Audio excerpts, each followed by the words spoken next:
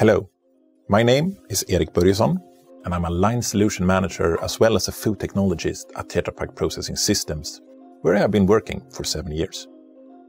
Today, I would like to give you a very warm welcome to this short webcast about hummus, which we'll soon discover is the perfect product to meet many of the current market trends. In addition, we will deep dive into how the choices you make during hummus processing affects things like production planning, end product quality, as well as end product shelf life and distribution. In the first point on today's agenda, we'll touch upon the preferences of the modern consumers, which naturally is directly mirrored by the current market trends.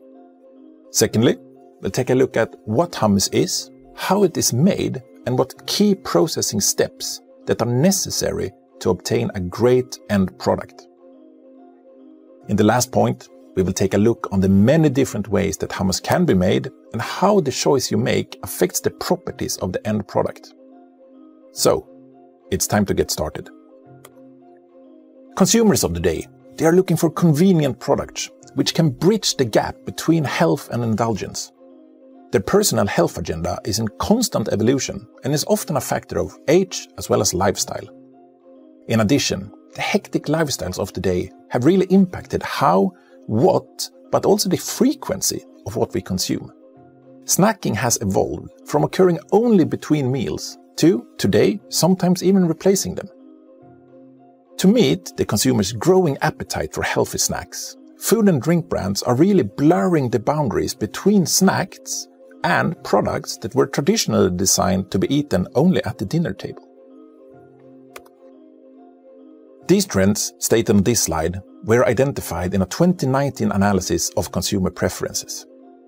Let's look at healthy choices first, the aspiration for longevity and naturalness. Consumers are always looking for new ways to reach balance as well as better health, and plant-based products are really on the rise to meet this demand. People are taking care of themselves by consuming more plant-based. Or, as some choose to express it, it's really common sense eating.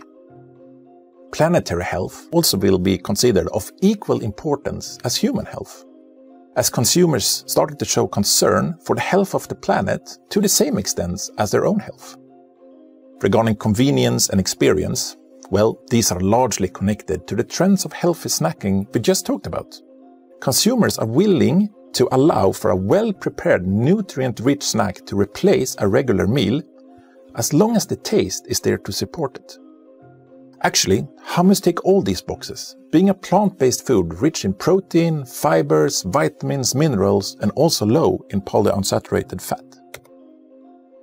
In 2018, Market Research Future prepared a report on the global hummus market. Their forecast shows a strong annual growth rate of nearly 13% up to 2027. The pie chart shows the main hummus markets in the world, and as we can see, the US and Canada are the largest markets with a combined value of $1.4 billion in 2018. Now, I would like to take a deep dive into the industrial processes used for making hummus and reveal how these can be altered to achieve your perfect product. Let's first take a look at what hummus is made of and what ingredients that are needed in order to make it. Hummus is a thick paste or spread, and it is traditionally made from cooked, ground chickpeas. Now these are called garbanzo beans in the US. Another ingredient is tahina, which is a sesame paste, and commonly olive oil, lemon, salt, as well as garlic are added. Hummus can be served as an appetizer or dip, as a side dish to chicken, fish or falafel, or being a part of a meze. It could also be served as a full meal together with pita bread. Hummus is often garnished with, for example, paprika, parsley, or pieces of olives. In recent years, hummus bars have been springing up in parts of Europe as well as North America, where local artisans make their own fresh hummus for sale in a variety of flavors. Hummus has really become a trendy food product, ticking all the right boxes for vegans as well as vegetarians. The making of hummus on an industrial scale includes similar steps as when you do it at home in the kitchen. The first step is the soaking of the chickpeas. which industrially is done in soaking tanks. After the soaking water is drained off, the chickpeas are transferred into a high-shear mixer. In the high-shear mixer, the whole chickpeas are heated and mixed into a smooth paste. After the mixing, the other ingredients, like tahina, salt and lemon juice, remember, are added. A final mixing step in high-shear mode determines the final hummus quality. Is all hummus the same then? Well, not really.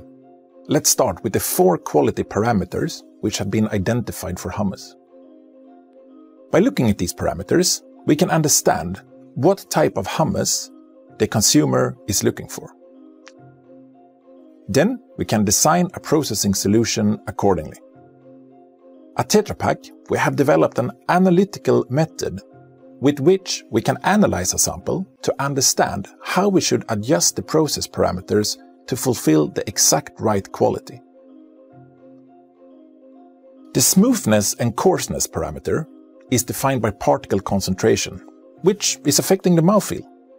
As an example, hummus in the Middle East is very smooth with a low percentage of particles, while some hummus from Europe and US can contain quite high particle levels. Those would then be defined as coarse. The other parameter, or hardness of the hummus, is defined by the firmness. And that is a very important factor because that affects the spreadability of the product as well as the very important dipability.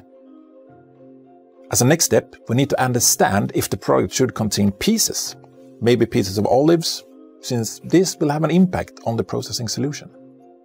And last but not least, the desired shelf life of the product is determined by the presence or absence of preservatives in the recipe. That needs to be combined then with the selected heat treatment for this specific process. So, if a prolonged shelf life without preservatives is desired, then we need to add an industrial heating step to the previous line setup. The heating step can be optimized to prolong the shelf life either for chill distribution, that would be a pasteurization kind of heat treatment, or for ambient distribution, and then we need ultra-high temperatures. In addition, a choice needs to be made whether you should go for a continuous or a batch type of heating solution. So, if the hummus is to be distributed chilled, a pasteurization process can extend the shelf life up to 12 weeks without the use of preservatives.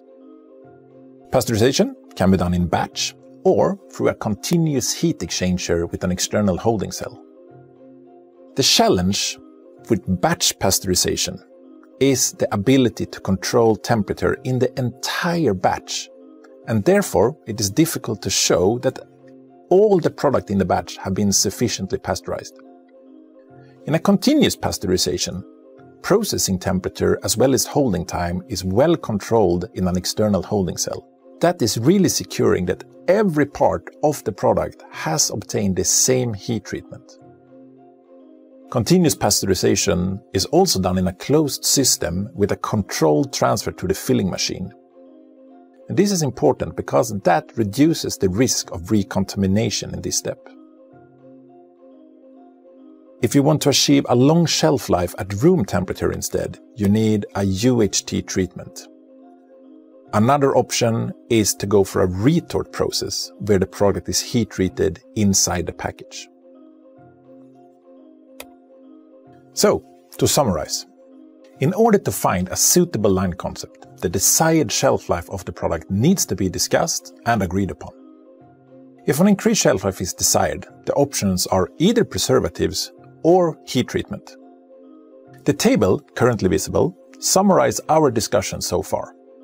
Controlled heat treatment of hummus can partially inactivate or completely destroy bacteria to improve shelf life as well as food safety. The difference between pasteurization and sterilization is only a question of temperature and time. From this discussion, it is clear that several options are possible in order to make high-quality hummus. Let's now investigate how the actual production concept looks like. This is our batch production concept. This is actually all you need to make hummus.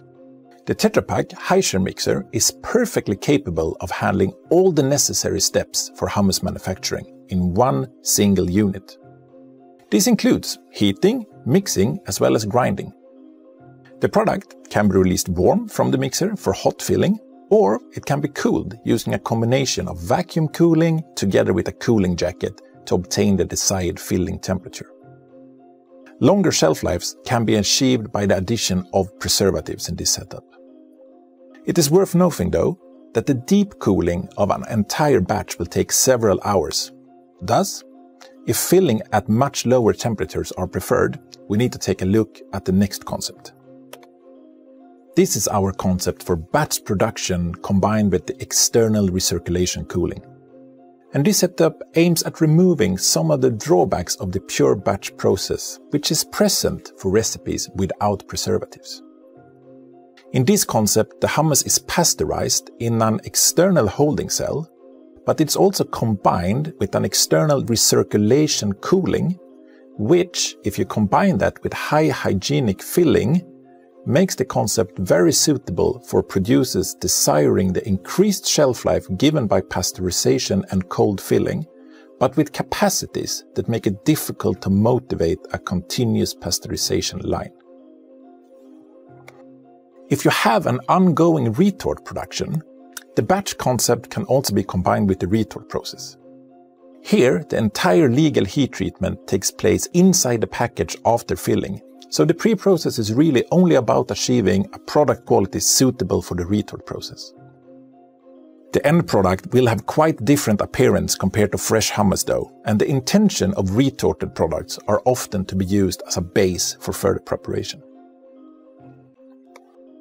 If an increased production capacity as well as chill distribution is desired, our continuous pasteurization concept is recommended. A continuous line concept gives the highest degree of control over the heating, and thereby the heating and cooling can be tailored to suit certain product types, including recipes containing particles. The type of heat exchanger recommended will depend on product demands. But a scraped surface heat exchanger will generate the possibility of deep cooling of all recipes, also including products containing particles. If you desire a prolonged shelf life as well as ambient distribution, we need to explore our aseptic continuous line concept. Here we are providing ultra-high temperatures or UHT treatment of high viscous products. The type of heat exchanger recommended is again dependent on product demands, but it can be of a coiled heat exchanger type, and that has advantages in terms of both maintenance and product losses. You also need an aseptic buffer here before the filler in order to avoid recontamination in this step. And this aseptic buffer also enables filling at ambient temperatures, thereby removing the need for deep cooling of the product. And last but not least, aseptic processing also unlocks the possibility of aseptic filling into Tetra Pak carton packages. So, by combining our expertise in mixing as well as in heating, we can provide a scalable concept.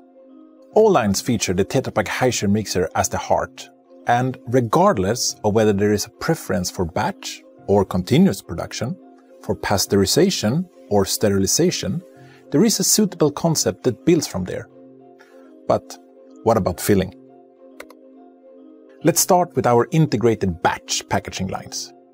For batch filling and retort production, Tetra is the first retortable carton package designed for shelf-stable products traditionally filled in cans, glass jars, or pouches. Tetra offers benefits along the entire value chain, being cost-efficient with strong environmental performance and added convenience. But we also offer integrated continuous packaging lines for different customer needs. The Tetra Pak A1 for Tetra Fino as well as Tetra Classic gives high capacity with low operator requirement, while the Tetra Pak A3 Compact Flex comprises the new generation of high-performance aseptic carton packaging lines. Designed to offer production flexibility, it gives easy conversion of several sizes of the Tetra Brick aseptic packaging family. Tetra Pak offers the widest portfolio of carton packages suitable for the hummus application. The right package will help you stand out on the shelf and to be competitive. And when it comes to consumer convenience, we can offer single-serve packages for ambient distribution. Examples are the Tetra Classic Aseptic in 65 ml size, as well as the Tetra Fino Aseptic in 70 ml size. In addition, the Tetra Brick packaging family is available in several sizes and is therefore flexible enough to be an option for consumers as well as supply chain. So, we have now reached the final slide of this presentation, and I hope you have found this session interesting and useful. To summarize what I have shared, changing lifestyles are challenging traditional consumption occasions, with 73% of consumers snacking and skipping mealtimes, especially breakfast, all creating alternative opportunities for on-the-go consumption. The strongest growth in the category is at the high end. Consumers are particularly prepared to pay more for natural products that promote good health. Therefore, product innovation along with the right process is key to success. Modern consumers constantly crave new ways to meet their needs and will readily turn to try new products with great taste experiences. Please don't hesitate to get in touch with us at Tetra Pak. Then we can explore how we can increase your presence in the hummus market together. Thank you so much for listening. Goodbye for today.